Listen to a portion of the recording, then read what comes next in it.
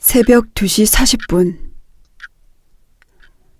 아기가 갑자기 숨을 헐떡거리더니 소리 지르기 시작했다.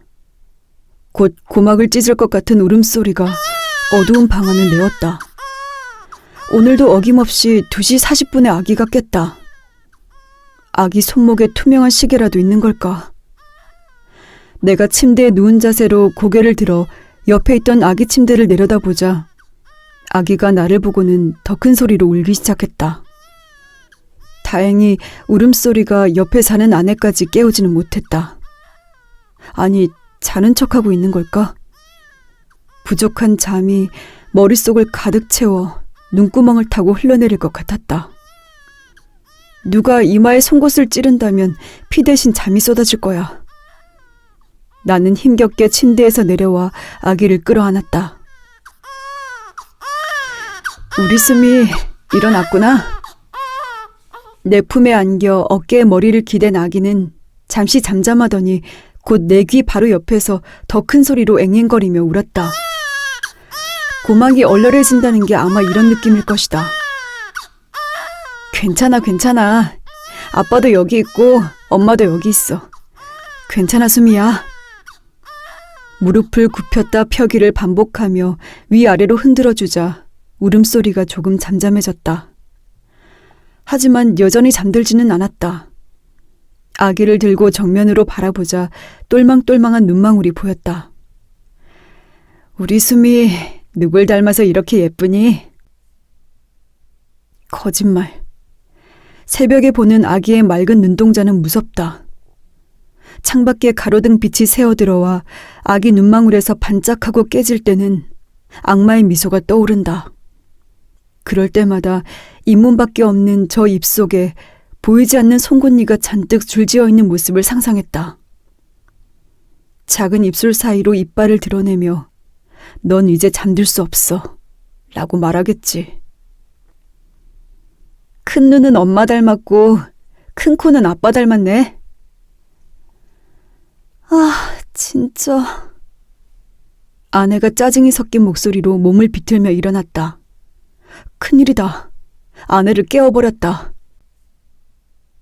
새벽에 이게 뭐 하는 거야? 냉장고에 모유 얼린 거 있잖아. 빨리 그거나 먹이고 재워. 알았어. 미안해. 얼른 다시 자. 오늘 일찍 출근해야 하잖아. 아내는 나를 잠시 노려보더니 다시 몸을 돌리고 잠을 청했다. 그러는 도중에도 아내의 입에선 거친 욕설이 흘러나왔다. 아기를 안은 채 부엌으로 나가자 냉장고 온도 알림판 새파란 빛만이 아기 얼굴에 쏟아졌다. 1g의 미소도 없는 아기의 표정은 얼음보다 차가웠다. 냉장고에서 모유를 꺼내 중탕으로 적당히 데우는데 15분 정도가 걸렸다. 새벽 3시 5분이다. 아기는 한사코 모유 먹기를 거절했다. 투명한 젖꼭지가 입술에 부딪히기 무섭게 고개를 돌렸다. 예전엔 그렇게 잘 먹더니 날 왜 이렇게 싫어하는 거니? 그럴 만도 했다. 지난주에 기분 전환을 위해 아기를 데리고 조금 멀리 산책하러 갔었다. 그때 길게 이어지는 내리막 언덕길 가장자리에서 잠깐 쉬려고 멈췄는데 그만 유모차 바퀴에 잠금장치를 거는 걸 잊어버렸다. 아기를 태운 유모차는 혼자서 내리막길을 달렸고 나는 붙잡기 위해 필사적으로 달렸다. 결국 내리막길 끝에서 무사히 유모차를 붙잡았지만 아기는 공포에 휩싸여 눈물과 콧물을 쏟아내고 있었다. 아기가 날 싫어하기 시작한 건 그때부터다. 나는 아기가 알아듣지도 못할 사과를 수십 번 수백 번 반복했다. 언덕 위에서 다른 중년 여성 몇 명이 살펴보기 위해 뛰어오고 있는 것이 보이자 얼른 그곳을 떠나고 싶어졌다. 잔소리와 구박은 집에서 아내에게 듣는 것으로 충분했다. 급히 자리를 벗어나려고 했지만 유모차 바퀴에 돌멩이라도 끼었는지 움직이질 않았다. 사람들이 다가올수록 당혹감에 얼굴이 달아올랐다. 결국 유모차를 그 자리에 두고 아기만 데리고 와버렸다. 내가 아기만 안고 집에 돌아왔을 때 아내는 그게 얼마나 비싼 건지 아냐고 소리치며 부엌에서 프라이팬을 가져와 내 어깨와 등을 내려쳤다. 현관에서 신발을 벗기도 전이었다. 하지만 다행히 그 2번이 전부였다. 그때 생긴 어깨의 멍은 아직도 남아있다. 대신 아내는 내게 외출 금지령을 내렸다. 날 못 믿겠다고 했다. 그래서 그날 이후 일주일째 밖에 나가지 못하고 있다. 아기는 결국 모유는 조금도 마시지 않고 다시 잠들었다. 3시 55분. 하지만 여기서부터가 문제다. 아기를 침대에 내려놓는 것이 가장 어렵다. 조금만 자세가 흔들려도 다시 울기 시작해 원점으로 돌아온다. 나는 조심스럽게 발걸음을 옮겨 침실로 향했다. 결국 나는 4시 30분이 되어서야 잠들 수 있었다. 그것도 거실에 있는 창가 소파에서. 베란다엔 깨진 토마토 화분이 널브러져 있었다. 언제 깨진 것인지는 기억나지 않았지만 검게 썩어 들어간 토마토들을 보니 한 달은 지난 것 같았다. 내 삶이 저런 운명일까? 언젠가 아기가 나의 좁은 세상을 찢어버리면 난 무력하게 썩어 들어갈 수밖에 없을까? 아기는 7시가 되기 전에 깼다. 다행히 크게 울며 보채지는 않았지만 여전히 불만과 의심이 가득한 얼굴이었다. 날 왜 그렇게 싫어하니? 거실로 데리고 가서 바닥에 내려놓자 천장을 멀뚱멀뚱 바라보기만 했다. 아침밥은? 아내가 잠옷차림으로 침실에서 나오며 말했다. 미안, 나도 방금 일어나서 금방 만들어줄게. 뭐? 어제 내가 오늘은 일찍 나가야 한다고 했잖아. 아내 목소리가 높아졌다. 2-3 걸음 다가오자 나도 모르게 그만큼 뒷걸음질 쳤다. 아니, 그게... 미안. 수미가 아침에 잠을 안 자서. 그럼 자기 전에 만들어 놓든가. 애가 밤에 깨서 안 잔 게 한두 번이야? 육아 처음 해? 어제 11시에 집에 오니 먼저 골골거리고 있던 게 누구야? 그럼 14시간 일하고 온 내가 만들어야 해? 아내는 그렇게 쏘아 말하면서 커피 테이블 위에 놓여있던 가재 손수건 하나를 집어들고는 내 얼굴에 던졌다. 하룻밤 묵은 습기의 냄새가 콧구멍을 자극했다. 그래도 아내가 던진 것이 손수건 옆에 있던 빨간 머그컵이 아니라서 그나마 다행이라고 생각했다. 일전에 아내가 유리컵을 내 발등에 던진 적이 있기 때문이다. 아무튼 남자가 여자한테 빌붙어서 집안일 하겠다고 할 때부터 알아봤어야 했어. 남자 행세도 못하는 게 어떻게 애를 봐? 나는 아무 말도 할 수 없었다. 반년이나 지났으면 좀 익숙해져. 난 돈 벌고 당신은 애 보고. 당신만 힘든 거 아니야. 나는 뭐 야근까지 하며 노는 줄 알아? 아내는 그렇게 말하며 옷을 챙기고 화장실로 들어갔다. 수도꼭지가 돌아가고 물이 쏟아지는 소리가 들렸다. 10분 뒤에 화장실에서 나온 아내는 평소와는 달리 긴 머리를 뒤로 묶고 있었다. 잘 어울리네. 조금이라도 기분을 풀어주기 위해 한 말이었지만 돌아온 것은 아내의 매서운 눈빛뿐이었다. 누구 때문에 머리도 못 감아서 억지로 묶은 게 보기 좋아? 어? 고등학생도 아니고 기름기 삐질한 머리 묶고 편의점에서 김밥이나 먹어야 하는 게 보기 좋아? 아내가 다시 다가왔다. 이번엔 검지로 내 가슴을 찌르며 눌렀다. 얇은 여름 잠옷은 잘 다듬은 손톱의 날카로움을 막을 수 없었다. 좀 잘하자, 어? 아내는 그렇게 말하며 양손으로 나를 밀쳤다. 내가 뒤에 있던 소파로 그대로 쓰러지자 아내는 가방을 챙기고는 뒤도 돌아보지 않고 현관문을 열고 나갔다. 현관문이 쾅 하고 닫히자 아기가 화들짝하며 몸을 비틀었다. 소리에 놀란 것이었다. 조금 전까지만 해도 내 비굴한 모습을 지켜보고만 있던 아기가 울기 시작했다. 울음소리 때문에 귀가 멀 것 같았다. 차라리 귀가 멀었으면 좋겠다. 좋은 날씨였다. 바깥에선 아침부터 아이들이 놀이터에서 소리치며 노는 소리가 들렸다. 30분을 울다가 지친 아기는 내 품에서 몸을 축 늘어뜨리고 바깥 소리를 유심히 듣고 있었다.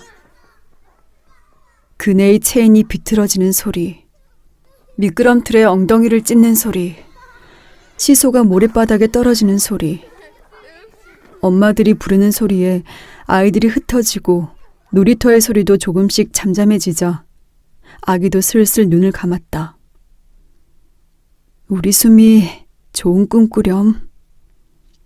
나는 다시 10분 정도 그대로 있으면서 아기가 조금이라도 더 깊이 잠들기를 기다렸다. 아기의 호흡이 길어지면서 가볍게 잠꼬대를 하는 걸 확인하고는 아기 침대를 향해 천천히 걸어갔다. 한 발짝 한 발짝 걸을 때마다 땀에 젖은 발바닥이 쩍쩍하고 소리를 냈다. 그럴수록 더 긴장되고 땀도 늘었다. 악순환이다. 아기 침대 앞에 도착해서 팔을 비틀어가며 아기를 내려놓을 준비를 했다. 목과 머리 사이, 엉덩이와 허리 사이를 손바닥으로 받치며 천천히 내려놓았다. 침대 바닥과 아기 사이의 거리를 짐작한다고 눈도 바빴다. 아기가 몸을 움직일 때마다 다시 들어올려 안아줘야 했다. 그리고 다시 내려놓기를 시도했다. 허리가 부러질 것 같았다. 아내에게 프라이팬으로 맞은 곳이 지끈거렸다. 세 번째 시도에 이르러서야 아기를 얌전히 내려놓을 수 있었다. 이제는 아기 밑에 깔린 손을 빼야 했다. 아기 엉덩이의 촉각과 시각을 모두 집중시키고 조금씩 손을 빼냈다. 허리에 쥐가 날 것 같았다. 엉덩이 밑에서 손이 완전히 빠지자 긴장도 조금 풀렸다. 이젠 머리 아래에서 손을 뺄 차례다. 시선과 촉각을 이번엔 아기 머리로 향했다. 아기는 두 눈을 부릅뜨고 나를 노려보고 있었다. 미동도 없는 둥그런 눈동자의 시선이 내 눈구멍을 파고들었다. 갈아입지 못한 잠옷이 식은땀에 젖어들었다. 아기는 꿈쩍도 하지 않았다. 눈은 깜빡였을까? 그랬길 바랐다. 아기는 작은 입술을 불쾌하게 오물거렸다. 입이 열리자 그 속에 가득 담겨있던 울음이 폭포처럼 흘러나왔다. 찰나의 순간이었지만 아기 입속에서 무언가 보였다. 핏빛 잇몸 위로 바늘 같은 송곳니가 잔뜩 늘어서 있었다. 그 속에서 움직이는 짧은 혓바닥은 지옥에서 온 뱀처럼 보였다. 세상에, 저게 뭐야? 나도 모르게 아기 머리 밑에서 손을 급하게 뺐다. 아기 머리가 살짝 들리더니 베개 위로 가볍게 쿵 하며 떨어졌다. 아기는 입을 더 크게 벌리고 있는 힘을 다해 쩌렁쩌렁 울기 시작했다. 나는 거칠게 뛰는 가슴을 진정시키고 아기 입속을 다시 들여다봤다. 아랫 잇몸에 하얗고 작은 덩어리가 보였다. 잇몸을 뚫고 나오기 시작한 앞니였다. 수미야, 미안해. 이가 나온 줄 몰랐어. 아빠가 미안해. 아빠가 왜 그랬을까? 나는 아기를 다시 품에 안고 울면서 사과했다. 눈물이 쏟아졌다. 세상에, 내가 도대체 뭘 상상한 걸까? 내가 내 아기에게서 뭘 본 걸까? 온몸에서 힘이 빠져 쓰러질 것 같았다. 지금 당장 침대에 들어누워 소리치며 잠들고 싶었다. 아빠가 잘못했어. 내가 아빠 자격이 없나 봐. 아기 울음은 멈추질 않았다. 고막이 찢어질 것 같았다.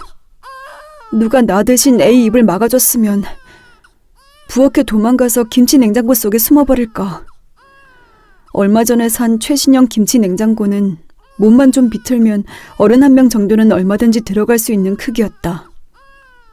거기라면 죽은 듯 조용히 잠들 수 있을까? 완전히 밀폐된 차가운 그 공간 속이라면 아기가 울고 불어도 깨어나지 않고 언제까지나 잠들 수 있지 않을까? 뭐가 잘못된 걸까? 내가 지금 여기서 뭘 하고 있는 걸까? 이 아기는 정말 내 아기가 맞는 걸까? 나는 내 뺨을 때렸다. 정신 차려. 도대체 무슨 생각을 하는 거야? 어제 잠을 못 자서 그래. 지금 제정신이 아니야. 휴식이 절실히 필요했다. 작은 접시에 담은 이유식을 비우는데 1시간이 걸렸다. 사실 3분의 2는 보행기와 바닥에 흘렸고 나머지 3분의 1은 입에 들어가긴 했지만 목구멍으로 넘어갔는지 턱 아래로 흘러내린 건지 알 수 없었다. 그나마 아기도 지쳤는지 보행기에 앉은 채 그대로 잠들었다. 보행기는 얼마 전 내 발에 걸려 넘어지면서 바퀴 하나가 빠진 상태였지만 움직이는 데는 문제가 없었다. 오히려 앞쪽으로 절묘하게 기울어져 아기가 쉽게 움직일 수 있어서 일부러 고치지 않았다. 아기는 보행기가 기울어진 쪽으로 고개를 늘어뜨리고 색색 숨을 쉬었다. 발소리가 나지 않도록 발바닥에 땀을 닦은 뒤 아기를 천천히 들어올려 아기 침대로 향했다. 도중에 옹알이 소리를 낼 때마다 심장이 차갑게 식었지만 다행히 침대에 내려놓을 때도 깨어나지 않았다. 나는 마음 깊은 곳에서 신께 감사 기도를 드렸다. 침실을 나와 방문을 닫은 직후 초인종이 울렸다. 온몸이 금속 덩어리처럼 무거워졌다. 모든 신경을 고막에 집중시켜 침실 소리를 들었다. 다행히 울음소리는 들리지 않았다. 이번에는 정말 가슴 앞에 양손을 모아 기도했다. 하느님, 감사합니다. 도대체 어떤 새끼가... 거실로 나와 인터폰 모니터를 보니 건장한 남자 하나가 현관문 앞에서 두리번거리고 있었다. 낯선 사람이다.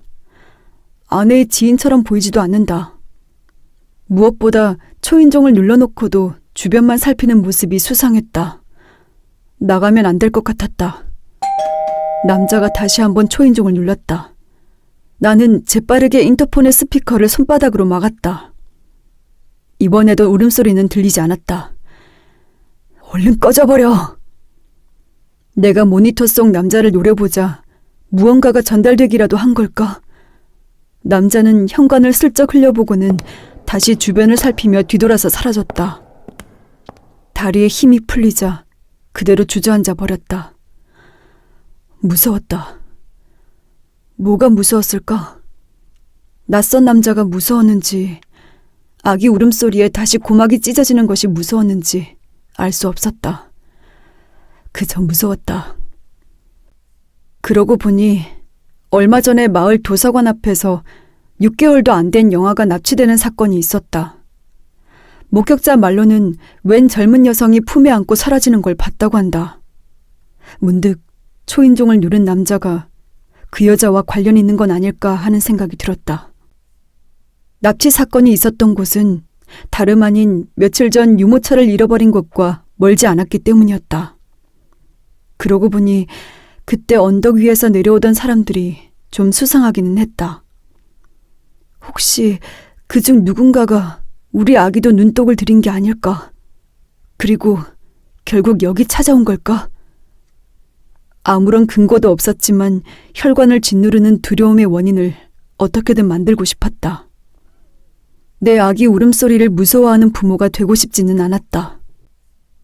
저녁 식사 메뉴는 컵라면과 김밥 한 줄. 식탁은 침과 이유식으로 범벅이 된 장난감으로 가득해서 그 옆에 있는 김치 냉장고 위에서 먹어야 했지만 오히려 슬쩍 김치를 꺼내 먹기 쉬워 편했다. 앞으로도 여기서 먹을까? 오늘 아침에 이 속으로 도망가고 싶어 했다니 자신에게 비웃음이 나왔다. 그러고 보니 한 달쯤 전에 같은 마을에서 사는 여자가 김치 냉장고에 죽은 고양이를 숨겨뒀다가 소란을 일으킨 적이 있었다. 그 여잔 왜 그랬을까? 나는 이유식을 뒤집어 쓴 채 식탁에 멀거니 앉아있는 고민영에게 물었다. 글쎄, 그 여잔 고양이를 죽여서 냉장고에 넣은 거야? 아니면 죽은 고양이를 가져와서 넣은 거야?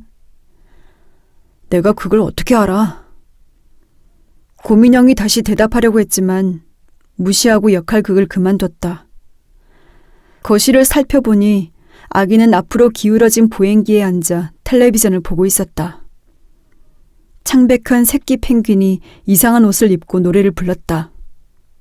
뭐라고 하는지 알아들을 수는 없었지만 아기의 신경을 잠시라도 빼앗을 수 있다면 그게 마릴린 맨슨이라도 좋았다. 저녁을 먹었으면 청소를 할 시간이다. 아내의 공부방이 가장 먼저다. 아내의 방에 들어가 청소기를 켰다. 우웅거리는 청소기 소리는 아기가 지르는 비명을 충분히 감추고도 남을 만큼 소리가 컸다. 공부방 바닥에는 책들이 널브러져 있었지만 함부로 만질 수는 없었다. 책의 위치가 조금만 달라져도 아내는 불같이 화를 내기 때문이었다. 자유롭게 회전하는 청소기의 목 덕분에 먼지 쌓인 책들 사이를 헤집고 다닐 수 있었다. 나도 한때는 책도 많이 읽었는데 마지막으로 책을 읽은 게 언제였을까? 굳이 기억하려고 노력할 필요도 없었다. 아내와 수미가 산후조리원에서 돌아온 날이었으니까. 일중독인 아내는 다음날 아침 곧장 출근했고 나는 전날 밤 회사의 책상을 비웠다. 오랜만에 책장에 먼지를 털 생각으로 책장을 한층 한층 살피던 도중에 가지런하게 꽂힌 책들 위에 살며시 놓인 종이조각 하나가 보였다. 꺼내서 보니 인터넷 기사를 인쇄한 것이었다. 아내가 친척을 동원해 남편과 아이를 청부살해. 그러고 보니 아내가 일하는 출판사에서 요즘 범죄 소설을 준비하고 있다고 했다. 그래서 식탁에서도 범죄 수법에 대한 이야기를 할 때도 잦았다. 일 때문에 자료 수집이라도 한 걸까? 문득 조금 전에 초인종을 누른 남자가 떠올랐다. 안 그래도 요즘 아내가 화를 내는 일이 잦았다. 툭 하면 욕설을 뱉고 물건을 집어던졌다. 이대로는 죽는 게 아닐까 생각한 적도 있었다. 아내가 날 죽이려는 걸까? 설마 그럴 리가 없어. 청소기를 정리하고 거실로 나와 보행기 옆에 누웠다. 아기는 여전히 텔레비전만 보고 있다. 아빠가 옆에 와서 누웠는데도 눈길조차 주지 않았다. 무거워진 눈꺼풀을 견디지 못하고 나는 그대로 잠이 들었다. 갈색 머리를 한 남자가 아기를 품에 안은 채 바닥에 누운 나를 내려다보는 꿈을 꿨다. 새벽 2시 30분. 저녁을 먹고 잠을 조금 잔 덕분일까. 아기가 매일 깨는 시간인 2시 40분이 되기 전에 내가 먼저 잠에서 깼다. 아기도 곧 깨겠지. 나는 슬며시 아기 침대를 내려다봤다. 아무도 없었다. 아기가 없다. 심장이 쿵쾅거리며 호흡이 거칠어졌다. 아기가 어디 갔지? 주변을 살폈지만 침실 어디에도 아기는 없었다. 게다가 아내도 없다. 분명 11시 즈음에 들어와서 내게 잔소리를 했고 내가 내일 아침 식사를 준비하는 동안 먼저 잠자리에 들었다. 하지만 지금 침대 위엔 나 혼자밖에 없다. 나는 허겁지겁 침실 문을 열고 부엌으로 나왔다. 거기 있었다. 갈색 머리를 한 남자가 있었다. 남자는 냉장고 온도 표시 등의 파란 불빛 속에서 몸을 흔들며 아기를 품에 안고 있었다. 남자의 움직임에 맞춰 아기의 호흡 소리도 들렸다. 벌어진 입이 다물어지질 않았다. 소리치고 싶었지만 그럴 수 없었다. 귀 밑에서 턱관절이 소리 없이 삐걱대며 연고를 씹는 소리만 들렸다. 뜨뜻 미지근한 소름이 목덜미를 내달렸다. 그때 남자의 품에 안긴 아기가 고개를 슬며시 돌리며 나를 바라봤다. 웃었다. 아기는 초승달 같은 눈을 하고 웃었다. 그러고는 천천히 입을 벌리더니 있는 힘껏 울기 시작했다. 익숙한 울음소리였다. 나는 벽에 걸린 시계를 봤다. 2시 40분. 아내가 현관문을 닫고 나가는 소리에 잠이 깼다. 시계를 보니 이미 8시를 지난 시간이었다. 결국 어젯밤도 거의 자지 못했다. 새벽 2시 40분에 내가 비명을 지르며 잠에서 깨자 아내가 날 침대 밖으로 발로 걷어차버렸다. 바닥에 떨어지면서 허리를 삔 건지 아파서 잠들 수가 없었다. 언제나처럼 울음을 터뜨린 아기를 재우고 싶었지만 허리가 아프니 거실 소파에 앉아서 흔들어줄 수밖에 없었다. 하지만 아기는 서서 흔드는 것과 앉아서 흔드는 것을 귀신처럼 구분했다. 결국 아기가 다시 잠든 건 새벽 4시를 넘어선 시간이었고 나는 허리 통증 때문에 6시에야 잠들 수 있었다. 부엌으로 나오니 어젯밤 차려놓은 아침 식사가 식탁에 그대로 놓여 있었다. 조금도 줄어들지 않았다. 아내는 항상 이런 식이었다. 아침 식사가 없으면 없다고 불평하지만 정작 만들어 놓으면 먹는 둥 마는 둥이다. 결국 내가 꾸역꾸역 먹을 수밖에 없었다. 남은 반찬은 적당히 골라 분쇄기에 돌려 이유식을 만드는 데 썼다. 하지만 이 이유식도 결국 대부분 바닥에 버리게 되겠지. 오전 11시 화장실 청소를 하며 부산이 움직이고 있을 때 초인종이 울렸다. 다행히 아기는 방구석 바닥을 기어다니며 놀고 있었다. 어제 그 남자일까? 아니었다. 인터폰 모니터에는 어제보다 훨씬 어린 남자가 어색하게 서 있었다. 누군지 알 수 있었다. 아내의 회사에서 인턴으로 일하고 있는 대학생이었다. 왜 여기에 온 걸까? 문을 열어줄까 고민했지만 아내는 내가 회사 일에 간섭하는 걸 싫어했다. 나는 조용히 기다렸다. 잠시 뒤 인턴은 뒤돌아서서는 전화기를 꺼내 어디론가 전화를 걸었다. 나는 조용히 인터폰의 수화기를 들었다. 인턴의 목소리가 들렸다. 네, 팀장님. 접니다. 지금 수연 씨 집 앞에 와 있어요. 네. 네. 집에도 없는 것 같네요. 네. 무단결근에 며칠째 연락도 안 되고 가족분들도 없는 걸 보니 무슨 사정이라도 있는 거 아닐까요?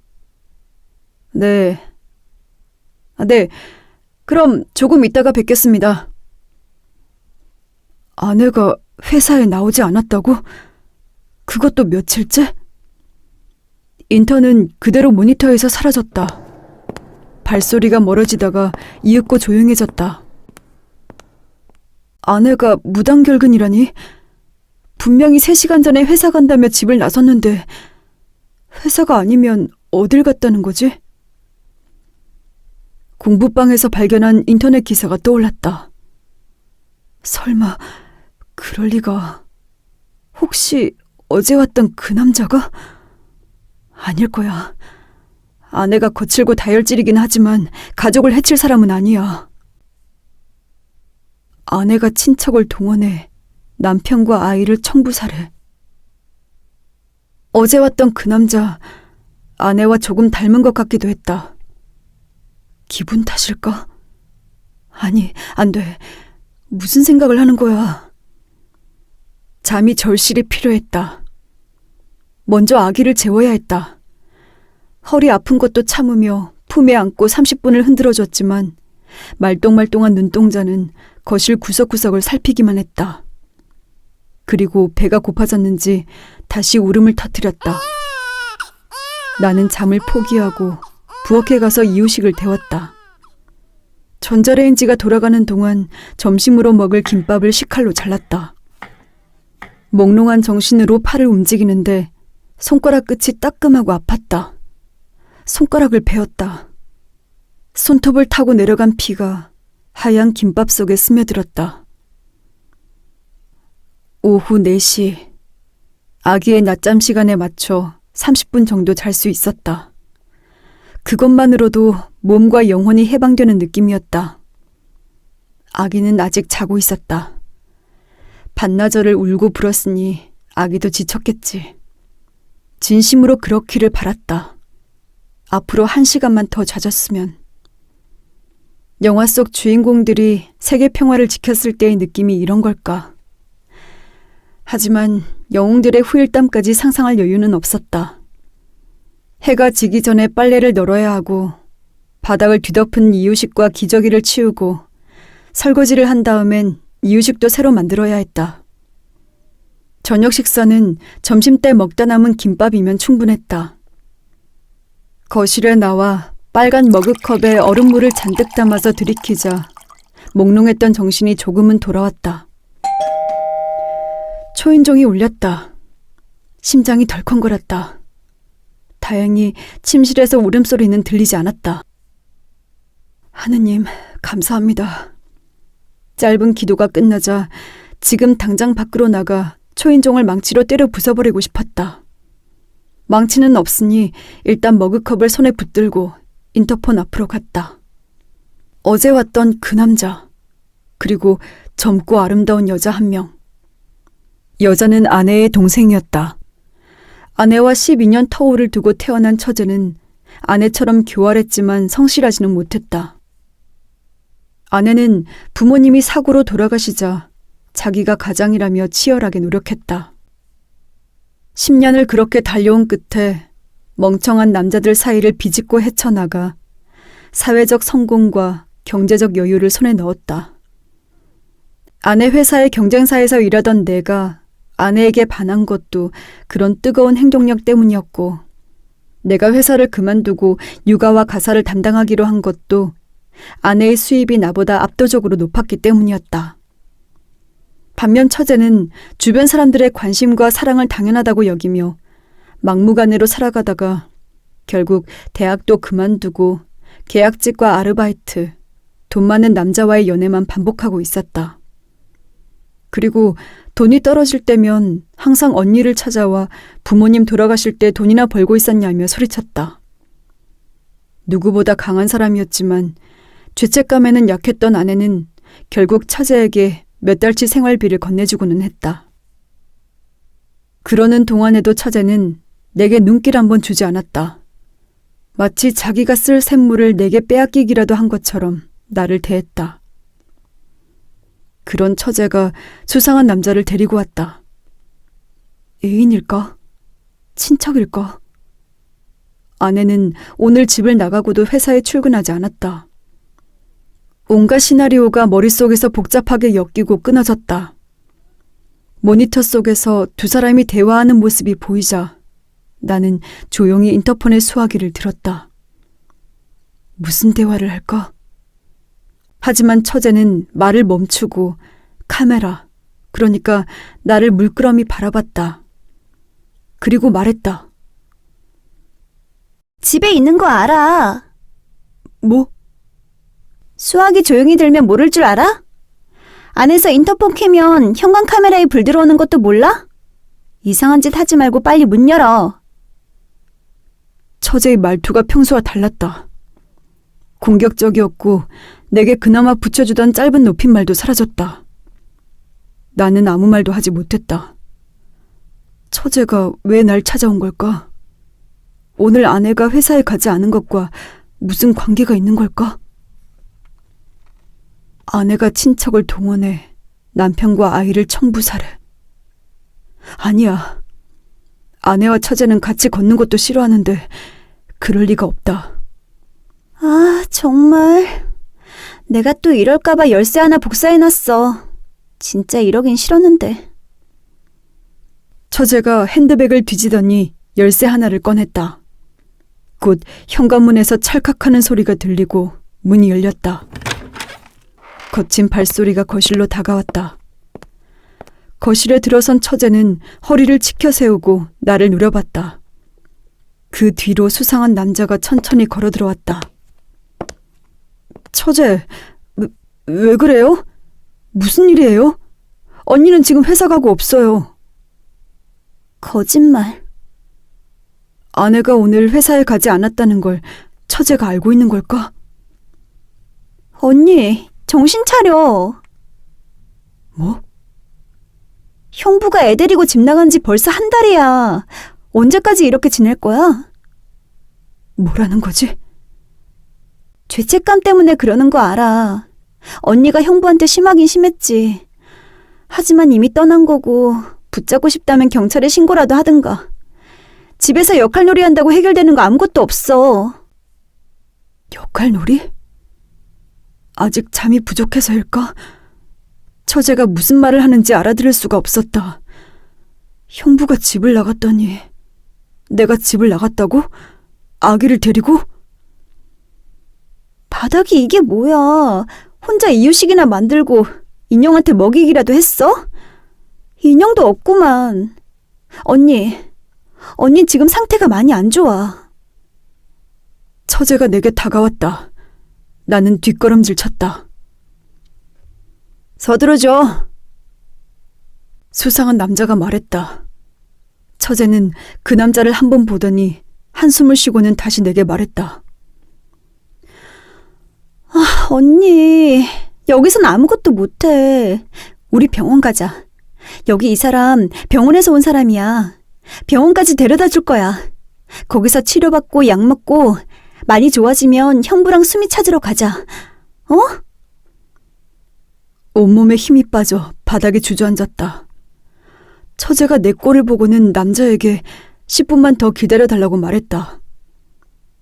언니, 서둘 필요 없어. 처제는 그렇게 말하며 핸드백에서 볼펜과 서류 한 장을 꺼내 내게 보여줬다. 이거 2번 동의서인데 여기에 사인만 하면 돼. 그럼 언니가 편할 때 데리러 올 거야. 나는 서류를 내려다봤다. 현기증이 머리를 흔들고 있어 읽을 수가 없었다. 하지만 반복되는 단어 몇 개는 보였다. 2번, 동의, 그리고 정신병원. 처제는 볼펜을 내 손에 쥐어주고는 종이 위에 올렸다. 거부하고 싶었지만 손에 힘이 들어가질 않았다. 처제는 내 손을 붙잡고 능숙하게 아내의 이름을 서명란에 휘갈겼다. 수고했어. 이제 나도 언니 괴롭히러 올 일 없을 거야. 처제는 2번 동의서를 정성스레 접어서 남자에게 건네줬다. 남자는 확인도 하지 않고 주머니에 대충 집어넣었다. 처제는 핸드백에서 물수건을 한 장 꺼내더니 내 손을 잡았던 자기 손을 닦았다. 그리고 지금까지 한 번도 본 적 없는 커다란 미소를 예쁜 얼굴에 띄우며 말했다. 언니 재산은 내가 관리해줄게. 걱정하지 마. 집안을 두리번거리던 남자가 침실 방문을 열려고 한 건 그때였다. 나는 괴성을 지르며 박차고 일어나 남자에게 몸을 던졌다. 미친년이 뭐하는 짓이야!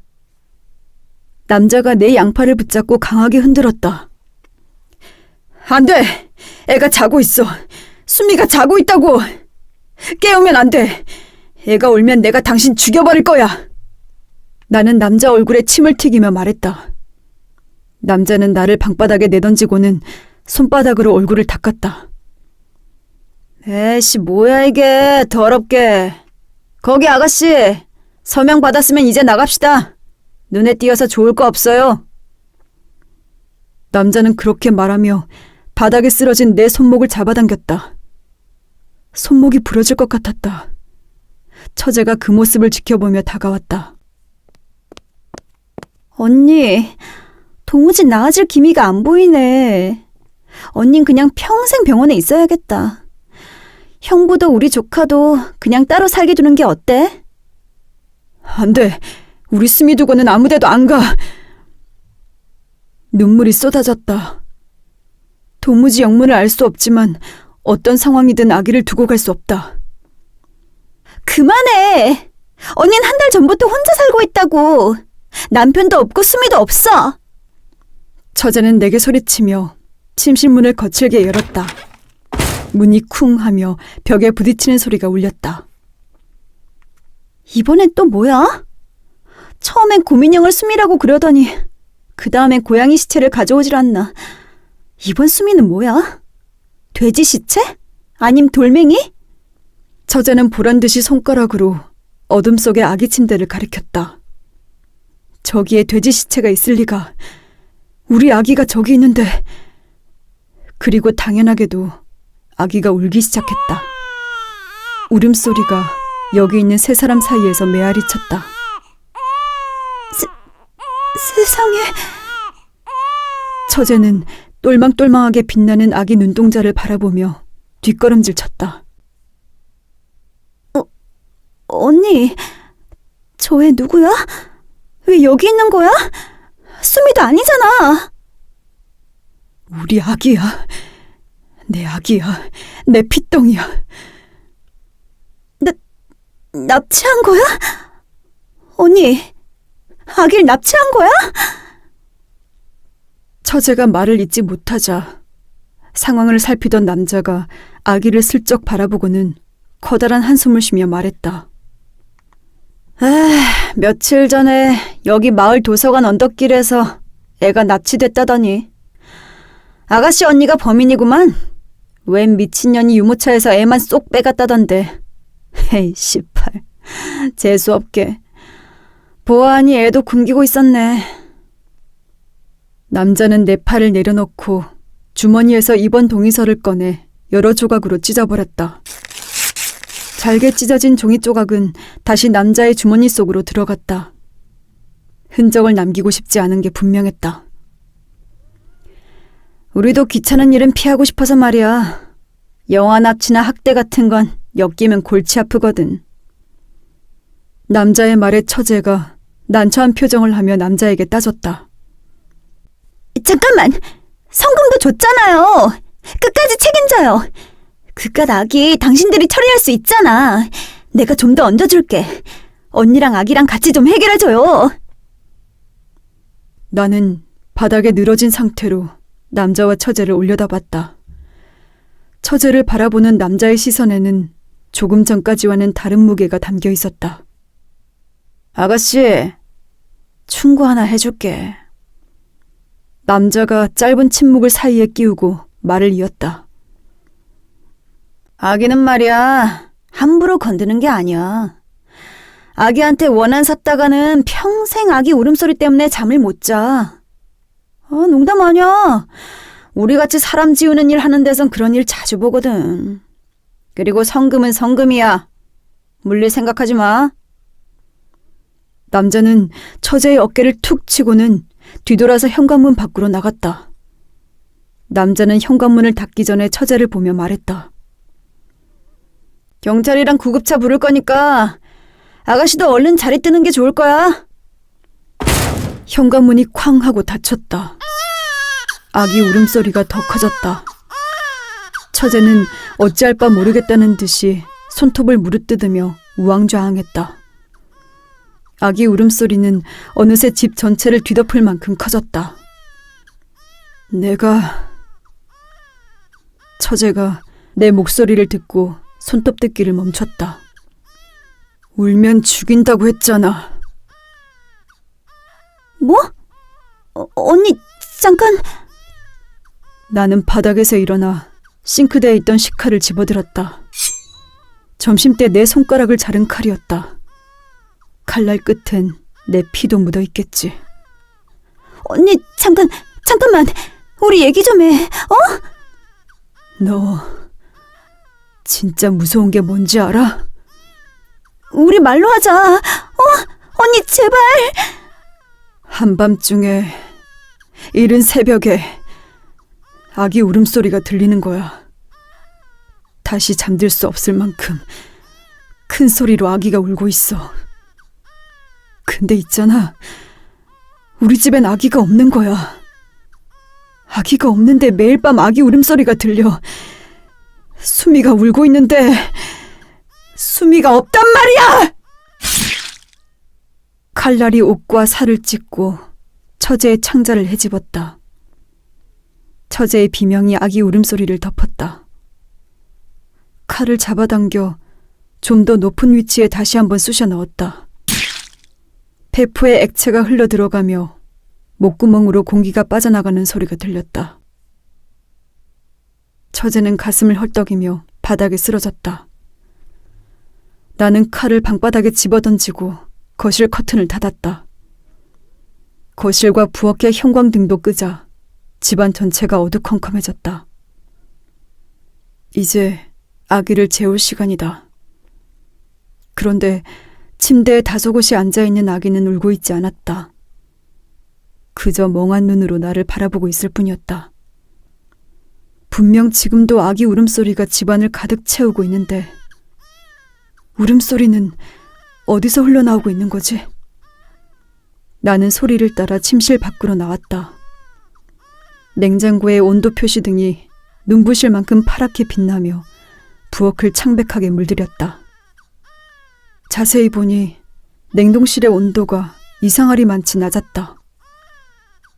나는 천천히 냉동실의 문을 잡아당겼다.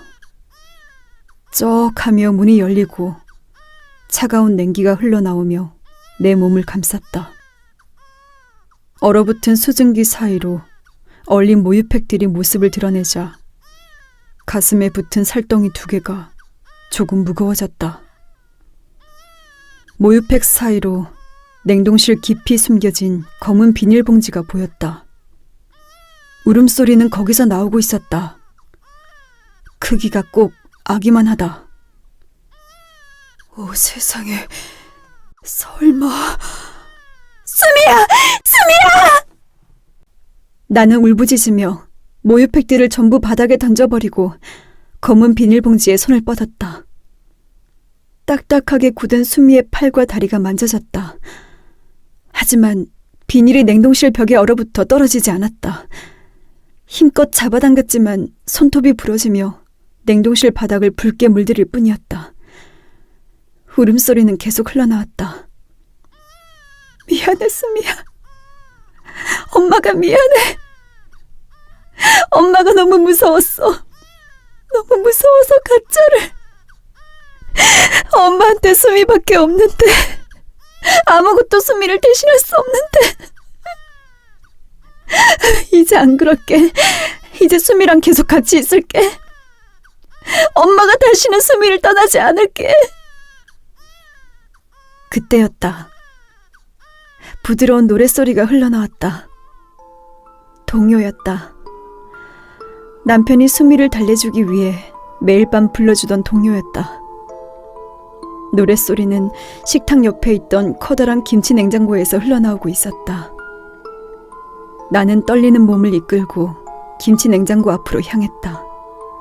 김치 냉장고는 성인 한 명이 몸을 비틀고 들어가기에 충분히 큰 크기였다.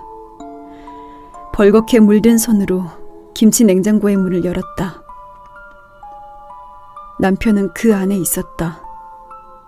갈색 머리카락을 적시며 흘러내린 피는 얼어붙어 하얗게 물들어 있었다. 몸과 다리 사이에서 기묘한 각도로 솟아오른 손목에는 시계가 채워져 있었다. 시계바늘은 2시 40분 즈음에 멈춰 있었다. 그날 이른 새벽, 내가 아끼던 빨간 머그컵을 버린 줄 알고 뒤에서 한번 걷어찼을 뿐인데 남편은 유모차에 발이 걸려 넘어지면서 토마토 화분에 머리를 부딪혔다. 유모차에 있던 수미는 함께 넘어지면서 남편 몸에 깔려버렸다. 그리고 둘 다 깨어나지 못했다. 부서진 보행기 바퀴 하나가 또르르 굴러와 내 발에 닿았다. 그날이 언제였는지는 기억나지 않았다.